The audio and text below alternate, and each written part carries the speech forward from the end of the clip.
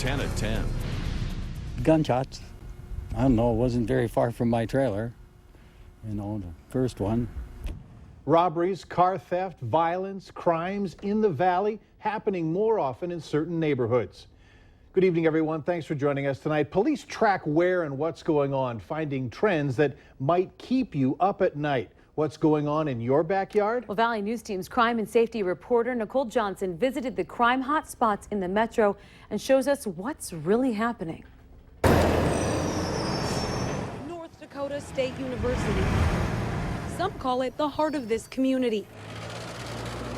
Would you be surprised if I told you the North Fargo area around here is one of the hot spots? Yes, I would, yeah. Ernest Evanson has lived here, just a few blocks from NDSU, for more than 30 years. I have a little bit of a hard time accepting that. It's a neighborhood where police say a lot of bikes and cars are stolen, vandalism happens, and garages are broken into. We virtually always lock the house when we leave. Our car is generally always locked. Evanson says if you're not locking up, you're inviting crime. It isn't that we lock the house because we're fearful. It's just a habit we have gotten into, and we just continue it. A lot of these were bikes that were locked. A lot of them were. Sometimes even the best of locks can't stop criminals. If someone's gonna target bike theft, that's where they're gonna go. Police are keeping an extra eye out around here and say you should too. If it's violent crime that you're worried about, police say this neighborhood is a pretty big hot spot. Trouble. That's all I can say. Trouble. The area around community homes and Countryside Trailer Park has seen an unusually high amount of violence. Gang activity, shootings, stabbings, and fights. Well, if I could, I'd move. I'd move, but you make a choice when it's a nice neighborhood. Then when it gets bad, what are you going to do? What are you going to do? While the north has taken a lot of heat, it's South Fargo in the newer developments where police say the most burglaries are happening. We wanted to be able to raise our kids somewhere where we didn't really have to worry about a lot. Stacy Meester, mom of 3, is walking to the bus stop in her Osgood neighborhood. I used to live downtown when I was younger. It's fine when you're young and single, but when you've got kids, it gets kind of scary sometimes, and I think it's just harder because there's so much turnover that you don't know your neighbors like you do around here. People are more permanent, so you get to know people and you can look out for each other. It's the population boom that's making this area a hot spot, and all the construction sites are a popular spot for thieves trying to rip off tools. We're a big city with big city problems now, and we need to prevent that if we can. Police say crime is bound to happen in the south, just like the north. Nicole Johnson, Valley News Live. Over in Moorhead, there's a lot of activity in South Fargo near Bellesley Boulevard, according to the heat map, and near the police department on 8th Avenue North. However, Moorhead police say crime isn't limited to a few neighborhoods. Right now, they're concerned about a spike in cars being stolen all over the city. The search is over tonight for a missing hunter from Grand Forks. This afternoon, searchers found what is believed to be the body of 45-year-old Travis Voracek. Police say that they have yet to positively identify the body, yet the man's clothing matched Voracek's. Searchers found the body in water and cattails just a quarter of a mile from where Voracek's rolled his ATV. The 45-year-old went missing Friday night after talking to his wife on cell phone around 8 o'clock.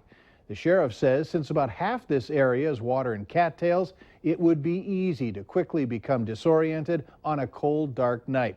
The sheriff says it appears what happened here is that Voracek simply succumbed to the elements in the tragic accident.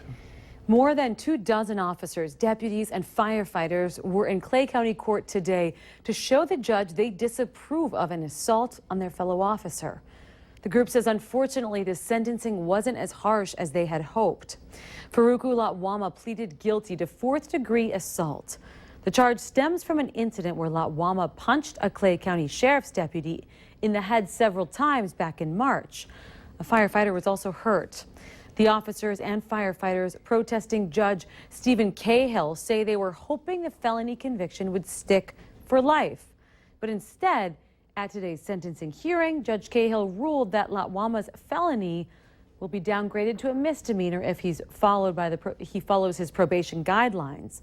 The judge is still following state guidelines on sentencing, but officers wanted a harsher punishment. Lawama has already served jail time, but will be on supervised probation for 3 years.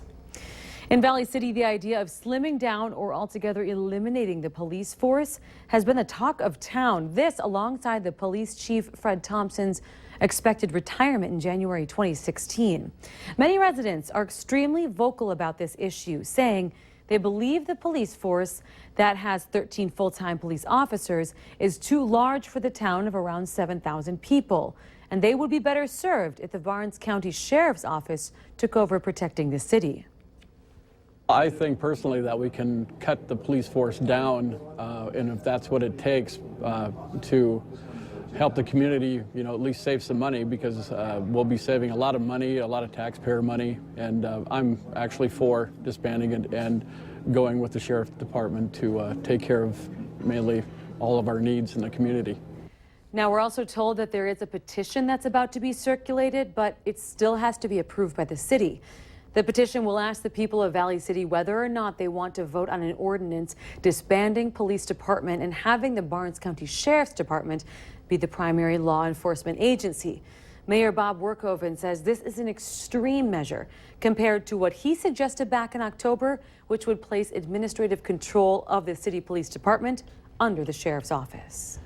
He's traveled more than 7,000 miles so far. He has about 4,500 more to go. A man is hoping to give homeless veterans a place to stay by walking the perimeter of the United States. Valley News Team's Krista Bain visited with Leroy Bailey on his stop in Fargo and reports on his message. I've done every state along the coast, from Virginia all the way down around Florida, around Texas, to San Diego, up to Seattle. Arriving in Fargo, strapped with the bare minimum, more than 7,000 miles into his journey. Well, my feet are sore all the time, but other than that, I'm fine. Leroy Bailey is more than halfway to walking around America. I walk until it starts getting dark and I say, God, find me a place to sleep. Bailey started in Virginia Beach, Virginia, as his frustration grew over the lack of homeless shelters. So I went and prayed about it, and God said, no, if you want to build shelters around America, you need to walk around America. So he did, sleeping mainly outside, unless he has enough cash for a hotel. A lot of times I sleep up under the underpass on the highway. A fund started by his hometown church, along with some kind strangers along the way, keeps him fed. But it also helps him help others. He used his donations to help a North Dakota vet get to Fargo to see a doctor. He didn't have no money and no gas, so I would put a little bit of gas in his van. Leaving his wife and business back home, it hasn't been easy. Oftentimes I've been treated very poorly when I walk into a church. And that's that. You'd think that's the one place I wouldn't be judged. He's only raised $5,000 of his lofty $1 million goal to build homeless shelters, but it's not slowing him down. Whether the money gets raised or not, that's up to God. My only job is to walk. He told me walk, I walk. With 4,500 miles left to trek, it's not about me. And thousands of stories behind him. It's about the people that are still homeless, especially veterans and disabled people. Krista Bain, Valley News Live. Now, Bailey will leave Fargo tomorrow, hoping to get 35 miles a day. If you want to help fund his journey or raise money to help homeless shelters, we have those links on our website. Click on this story.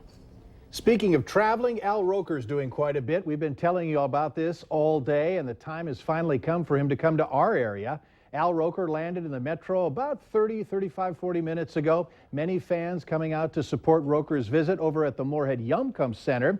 He's trying to set the record for the fastest weather reporting from all 50 states and needs to do it in just 1 week. The Yumcum Center is his Minnesota stop, and we're being told that he also has gone to downtown Fargo, and that's where we find our chief meteorologist, Hutch Johnson. And Hutch, did you talk with Al? I did. It's my birthday. Got a chance to meet and visit with Al, and he is on what you could call a Roker-thon or marathon of stops, 50 states in a week, and Fargo, Moorhead, both communities having an opportunity to visit with him tonight. A busy night in downtown Fargo. We still have a lot of activity down here, Mike. As you can see, the Fargo Theater just letting out of the Craig Ferguson show, so it's been a very busy night. And Al did stop and do his forecast for North Dakota right here from downtown Fargo. We will have the video of that posted online at valleynewslive.com. You can catch it with the Valley Today crew as well, first thing in the morning. But again, a nice the opportunity for him to stop and get a piece or taste of Fargo, our community, and it really was fun for everyone involved, including myself on my birthday. I have to admit, it was a little bit of fun.